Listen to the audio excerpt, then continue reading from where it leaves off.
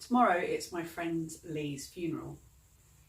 He didn't die from coronavirus, but he did die during the lockdown, which means that we can't have a funeral for him tomorrow, and we're gonna have to literally just see his hearse going past, and that's it. Tonight's the dark moon, and I'm holding a dark moon ceremony for whoever turns up. There's going to be some people that were friends of Lee who are going to be there, and there's going to be someone who it's their birthday, and this is something that he's looking forward to doing to celebrate his birthday. The new moon is all about death and rebirth, and it's also a Taurus new moon. So at the moment everything's about your body and being present and being physical, enjoying your home, enjoying your life. You know, it's about the physical world and nurturing and luxuriating, and just, yeah, it's very sensual and physically joyous.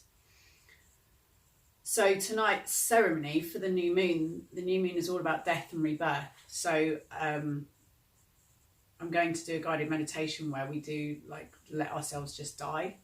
We're going to let ourselves fall into the arms of death and see if there's anyone there that we want to spend time with. Obviously I'm going to be hanging out with Lee, and for us to visualize ourselves being with that person, and for us to then with a pen and paper riff with them.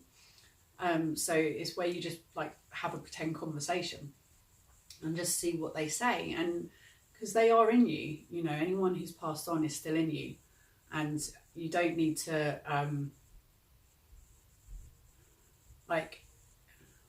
we often will go somewhere, we'll go to a place, or I don't know, if I see a feather or birds remind me of certain people, I always kind of have a little conversation in my head with the person, and we have we have the person in us still. In fact, I used to channel Lee when I worked at a call centre.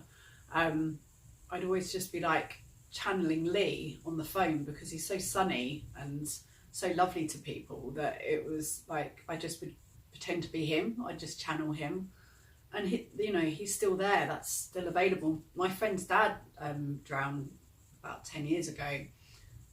No, it's less than that, but a few years ago, and he was also really lovely, and was a Quaker, and was just so kind and charitable.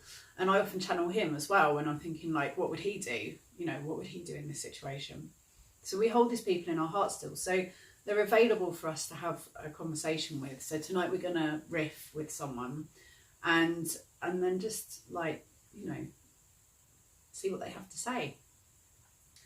And then once we've let ourselves die, we're going to then be reborn and nourish ourselves with lovely foods.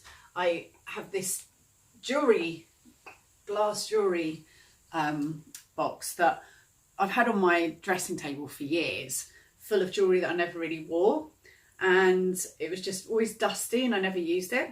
So today I threw away all the jewellery that I don't use, and I filled it with nuts and seeds and bits of my favourite chocolate, so that I can just, at my leisure, whenever I want a little snack, this is my snack, amazing snack bowl.